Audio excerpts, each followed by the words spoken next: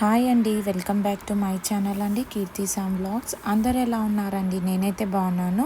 So ఇవాళ వచ్చేసి double bedroom update అనేది చెప్తానండి.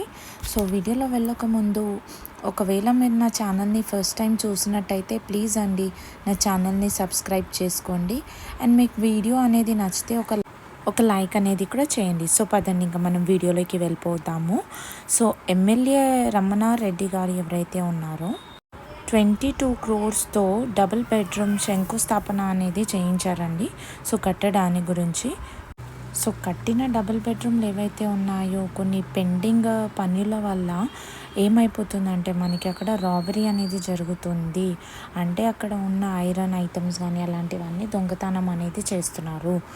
సో ఇప్పుడు ఏమైందంటే మనకి 392 డబుల్ బెడ్రూమ్లో అనేవి అర్హులు ఎవరైతే ఉన్నారో వాళ్ళకి పంపిణీ అనేది చేశారండి.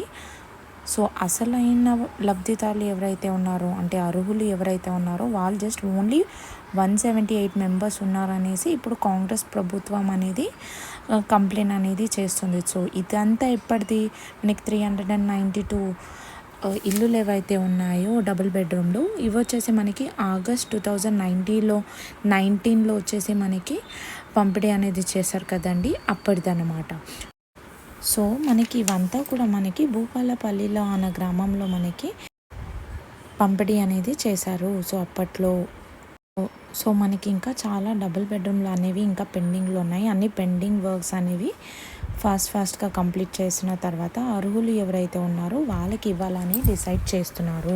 సో మనకి ఏంటంటే మనకి మున్సిపల్ అధికారులు అంటే కాంగ్రెస్ పార్టీలో ఎవరైతే ఉన్నారో గంటా సత్యనారాయణ రావు ఎమ్మెల్యే గారు ఎవరైతే ఉన్నారో వాళ్ళు ఏమంటున్నారంటే ఎవరైతే లబ్ధిదారులు ఉన్నారో వాళ్ళు వరి అవ్వాల్సిన అవసరం అయితే లేదండి, ఆందోళన చెందాల్సిన పని ఏం లేదు. ఎవరైతే మనకి అర్హులు ఉంటారో లబ్ధిదారులు ఉంటారో ఖచ్చితంగా వాళ్ళకి డబుల్ బెడ్రూమ్ అనేది వచ్చేలా చూస్తారు.